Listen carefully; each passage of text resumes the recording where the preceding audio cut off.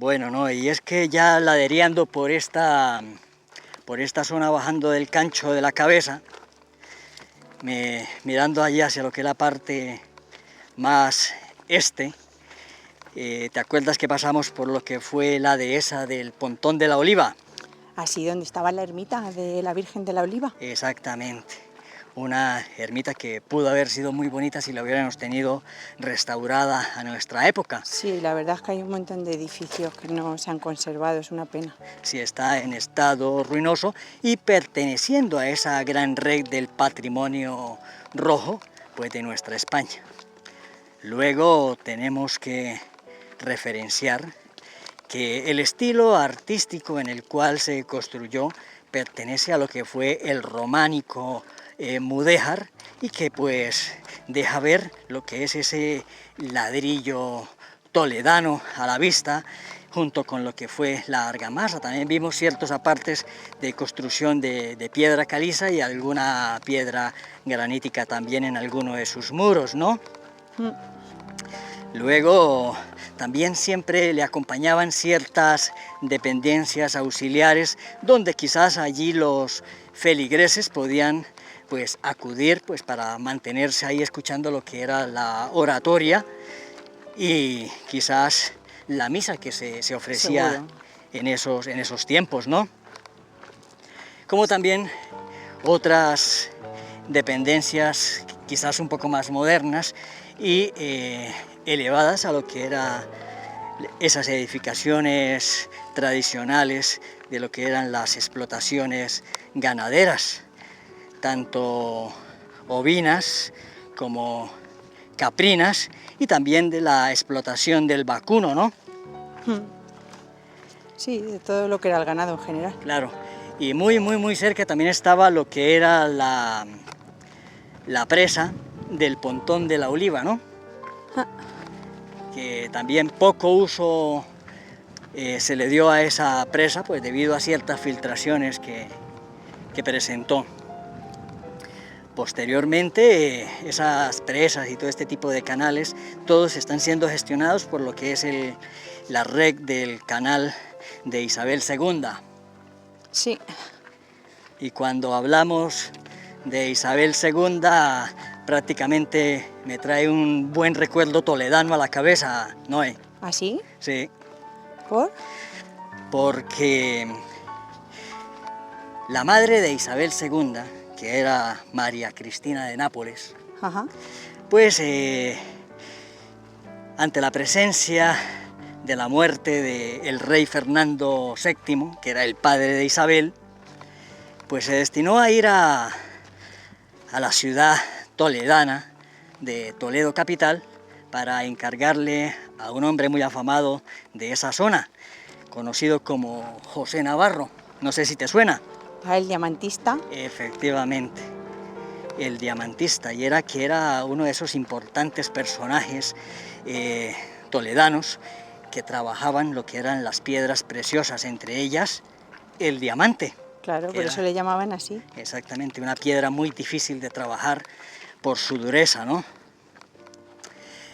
Luego, pues, ya te digo, María Cristina de Nápoles acudió a él pues para destinarle la tarea de la hacerle construcción. Alguna joya, ¿no? Sí, la joya de la corona. Jolín, pues menuda responsabilidad le dio. Claro.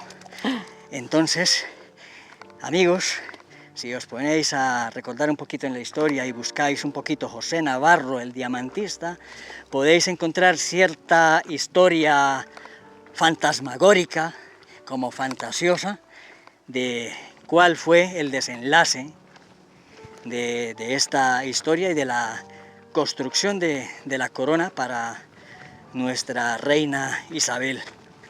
Bueno, Noé, vamos acá por esta pequeña ladera, y es que aquí en la parte de abajo queda lo que es el arroyo de las Cuevas y que va a seguir ahí por toda la vaguada, por todo el Venturi montañoso. Verdaderamente no sé si se une a lo que es el arroyo de Patones también, pero que va hacia la parte baja, y quizás también va a surtir pues lo que son las aguas del río Jarama. Bonito entorno, ¿no? Sí, la verdad es que está muy bonito. Bueno, también por acá, por esta zona, ¿sabes qué he visto? ¿El qué? Que si sabes qué he visto por esta zona, No. pues en algunos otros apartes que he venido en años anteriores, me encontré con unas colmenas. Ah, Colmenas de abejas, y es que en Patones venden una de las mejores mieles que se pueden vender por la zona, mira. gracias pues a los Sí, se dedican también a la apicultura. apicultores, efectivamente. Tienen por ahí ciertas colmenas de las cuales extraen ese tan preciado bien, que es tanto la miel como también el panel ese que se come rico, ¿no? Ciertos derivados, el propóleo también, ¿no? Y es que las abejas son unos insectos, junto con lo que son los abejorros y ciertas especies de mariposas, pues son especies protegidas. Ya, sí, eso sí lo sabía. Eso, porque hacen parte de esos insectos polinizadores, ¿no? Sí, los que ayudan, ¿no? Sí, los que fecundan las flores, ¿no? Para producir lo que son los diferentes frutos y semillas. La verdad es que sí, que hacen su labor. Nunca mejor dicho, porque dicen, eres más laborioso que una abeja. Exactamente. Entonces es un animal que debemos proteger porque sin ellas casi que gran parte de los alimentos que consumimos no podrían ser posibles, ¿no? Claro. Está súper bonito. Sí. Y es que tenemos que referenciar que Patones ya se databa a épocas prehistóricas, desde los celtíberos, épocas prerromanas, pero que verdaderamente el nombre de los Patones empezó a reseñar hacia el año de 1550-1555 por esta zona ¿Y de por qué le asentamiento. pusieron así? Pues parece ser que había una familia que fundó este asentamiento y era de apellido Patón. Posteriormente también tenemos que reseñar que fue una de esas zonas tan alejadas de lo que era la sociedad española, que ni siquiera por aquí lo que fue la guerra de independencia, ni también lo que fue la guerra civil española le afectó. Sí, bueno, a lo mejor por el entorno en el que estaba, ¿no? Claro, y donde pues prácticamente los moradores que existían en esa época, e inclusive hacia la época medieval, pues se dedicaban a lo que era el cultivo, o sea, la agricultura y también la ganadería. Luego también, pues, Patones fue de esas localidades que tuvo un rey, independientemente de lo que fue España, una pequeña mini monarquía aquí dentro de lo que fue el reino de Patones, que iba de generación en generación. Iba por pueblo, el pueblo iba por libre. Efectivamente. Tenía su propio rey. Efectivamente. Pero hay de reseñar que en ese entonces pertenecía hacia lo que era la provincia de Guadalajara y haciendo parte de lo que era la jurisdicción de la villa de Uceda, que es un pueblo perteneciente a la provincia de Guadalajara. En el año de 1750, ya el último de estos herederos a este trono del reino de Patones, pues decidió retirarse y donar ya el cetro, abandonarlo. ¿Y qué lo pasaban de padres a hijos, Sí, me imagino? claro, era hereditario. Bueno. Y hacia 1769 más o menos, estando Carlos III como rey de España, pues a lo que fue este pequeño asentamiento se le dio la titularidad de aldea o de lugar o de pueblo, y así haciéndolo independiente de lo que era la villa de Uceda. El hecho era que sobre estas eras que están acá, que vemos puras construcciones que posiblemente pues eran para el resguardo de lo que eran las diferentes ganaderías, ¿no? También para aperos y eso, pues esos que estaban acá se fueron asentando y se fueron ya colocando sobre lo que era un poquito más la vega de lo que es el arroyo Patones, ¿no? Donde verdaderamente hoy, al siglo XXI, le conocemos como Patones de Arriba. Claro, que lo que no sabemos tampoco es por qué se crearía Patones de Abajo. Pues Patones de Abajo se creó por una sencilla razón. No, yo no lo sé. Claro. Hacia el año de 1940, después de pasada la Guerra Civil Española, pues los vivientes, las personas, los pobladores, los moradores que residían aquí en lo que era Patones de Arriba, decidieron bajarse a lo que fue prácticamente la vega del río Jarama, para el tema de lo que era el cultivo de regadío, Para puesto que cultivar tenía y la el río. comodidad que tuvieran a lo mejor abajo. Exactamente, también por la facilidad del terreno, ¿no? O sea que es probable que tengan casa en los dos sitios. Es probable, inclusive nos hemos encontrado con Sí, la señora, ha habido una señora que nos ha dicho, pero yo qué sé, yo creía que era un caso así especial, pero por lo que estás contando a lo mejor lo tienen todos. Exactamente, puede ser que tengan abajo y tengan acá, ciertos. Luego también pues hemos visto que la villa esta de Patones pues se ha ido reconstruyendo, ¿no? Se ha ido reformando en muchas de las viviendas, ¿no? Sí, está todo muy restaurado. Además, como tú comentas, yo que no había venido nunca, pero tiene mucha restauración, casi todo está lleno de restaurantes. Será enfocado al turismo que viene. Efectivamente. Bueno, ¿no? Y es que volviendo un poco en la historia, tenemos que recordar que el rey, en su época, pues era uno más del pueblo, ¿no? Y pues azotarse también acá en lo que era la ganadería, la agricultura, entre otras. Y es que alguna reseña que hacen por allí las personas de Torrelaguna dicen que hacia esa época el rey de Patones, pues que era una persona encorvada, de edad, que utilizaba inclusive una capa y esto, pues se acercaba a lo que era la localidad de Torrelaguna para vender leña. Entonces era uno más del pueblo. Sí, y aparte, más que un rey, a lo mejor era lo que llamamos ahora un líder. Era un líder, efectivamente, ¿no? Un líder, pero que aparte era sí uno de estos líderes de paz. Y era el que intentaba mantener organizado y mantener el orden y ser un rey justo. Para mantener la hegemonía de lo que era la localidad y el reino de Patones. Patones tuvo un canal, así como el canal de Isabel II en su gestión del agua, pues también tuvo otro canal que se llamó el canal de Cabarrús, y que prácticamente fue gestionado hacia la parte del siglo XVIII, formando lo que era esa infraestructura hidrológica, pues destinado a lo que eran las huertas de Patones, Uceda, Torremocha y Torrelaguna. Dice que este canal pues poseía 12 puentes de piedra, 5 acueductos, una acequia y tenía 10 casas de guarda. Francisco Cabarrús pues fue ese importante precursor de lo que fue este canal durante lo que fue el mandato de Carlos III, que era el rey de España por esos momentos y que era el asesor financiero de lo que era la corona española.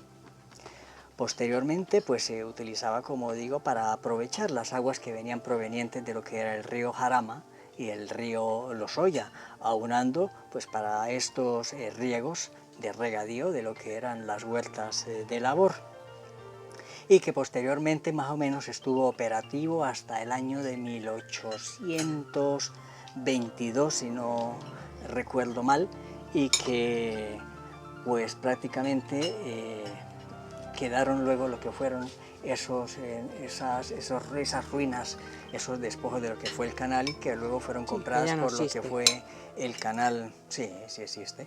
Lo que pasa es que lo compró luego lo que fue el canal de Isabel II para la gestión de lo que es el tratamiento del agua. Bueno, vamos a seguir aquí deleitándonos de la tan variada gastronomía, también pues de la mano de la Taberna Real, aquí en el municipio madrileño de Patones de Arriba, y posteriormente nos vamos a ir hacia Patones de Abajo. Patones de Abajo, junto a las riberas del río Jarama, que se extiende a lo largo de su curso sobre unos 194 kilómetros. Muy bien. Venga, vamos a continuar. Bueno, y es que aunque no tengo muy detallada una bandera de lo que es el escudo heráldico del pueblo, pues aquí podemos tener una breve reseña y que nos habla exclusivamente de lo que es el escudo, ¿no? Podemos ver pues lo que es una serie de elementos en las que destacan lo que es una torre dorada, también donde destaca aquí lo que es un enebro, junto con lo que es la cabra posada sobre lo que es el tronco y posando pues una de sus patas sobre lo que son las raíces. Posteriormente vemos que hay una serie de ondas, unas azules y otras color plata que ondean en la parte baja y luego rematando en la parte superior con lo que es la corona real española, ¿no? Y bueno, aquí tenemos pues lo que es la oficina de turismo llamada Citeco, en lo que es la iglesia parroquial de San José, ¿no? Sí. Bueno, pues nada, nos vamos ahora ya a destinar, Noé, a irnos hacia lo que es Patones de Abajo y terminar allí la ruta, ¿va? Eso es. Va. Bueno, Noé, y como lo bueno se acaba, ¿no? Sí. Pues ya estamos prácticamente dando punto final a lo que es la ruta, ¿no? Nos faltan 500, 600 metros para llegar nuevamente allí a lo que es esa zona de aparcamiento de Patones de Abajo, ¿no? Ya estamos llegando. Bueno, cuéntame un poquito la impresión que ha tenido hoy de lo que ha sido el desarrollo de esta ruta. Pues nada, la verdad es que me ha gustado mucho porque el pueblo es muy bonito, le tienen restaurado, cuidadito y bueno, pues sí que es cierto que merece la pena venir a verle. Y luego en cuanto a subir arriba, pues qué te voy a contar, ya sabes que el subir a lo más alto de los sitios siempre tienen la gratificación de decir, madre mía, vaya vistas que hay aquí arriba. Que cuesta, evidentemente, porque yo hablo de mí, habrá personas que tengan, como en el caso tuyo, que tenéis, yo para mí un don, de subir como si nada, como si estuvieras paseando por el Parque del Retiro, pero en mi caso no es así. Entonces, se requiere un esfuerzo físico, pero sí que es cierto que cuando subes arriba pues merece la pena. En efecto.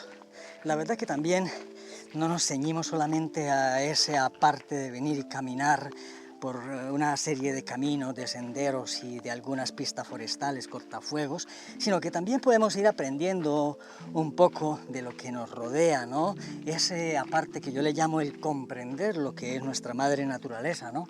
Sí, no, y siempre sabes que te lo digo desde que te conozco, que bueno, yo había salido alguna vez también a hacer senderismo y he tenido muy buenos compañeros, los cuales me lo he pasado muy bien con ellos, pero sí que lo que haces tú es otra historia, porque, y nunca mejor dicho lo de la historia, porque no solo haces pues lo que tú estás diciendo, el conocer el sitio, el deporte que conlleva el hacerlo, sino pues luego los datos históricos que das, que yo hay algunos datos que los ignoraba por completo y sí que es cierto que bueno, pues es interesante porque ya al mismo tiempo que sales a andar a la naturaleza en lo que te gusta, pues aprendes cosas. Exacto. Aparte es ese, el leer. Los libros son ese verdadero aliciente que muchas veces tengo para empezar a unir lo que es la historia de ciertos eventos nacidos y surgidos en estos bonitos parajes. No, claro, pero también tienes que tener ese interés y esa iniciativa de hacerlo, de documentarte del sitio para saber ciertas cosas y curiosidades que realmente mucha gente que incluso del sitio no lo sabe. En efecto. Hemos podido también compartir con alguna persona del pueblo, hemos estado hablando de lo que era el canal de Covarrús, que era en sus inicios pues, de esas principales redes hidrográficas que ya presentaba hacia el siglo XVII-XVIII, pues estos lugares pues para lo que eran los cultivos de regadío y eso. Pero bueno, eso ya está atrás reseñado. Estamos aquí sobre lo que es la senda ecológica del barranco y póstumos a llegar a nuestro punto final. Y lo único, Noé, yo creo que nos queda por decir es que muchas gracias por haber visto este reportaje hasta el final, que esperemos que hayan aprendido mucho y que si vienen, pues importante que aprendan más de naturaleza y su comprensión, ¿no? Total. Bueno amigos, pues Lo único que nos queda ya por referenciar es nuestro saludo de gratitud y despedirnos, ¿no? Claro. Bueno, chicos, pues hasta la próxima y los vemos en una próxima emisión de Socorrano por el mundo. Hasta pronto. Chao.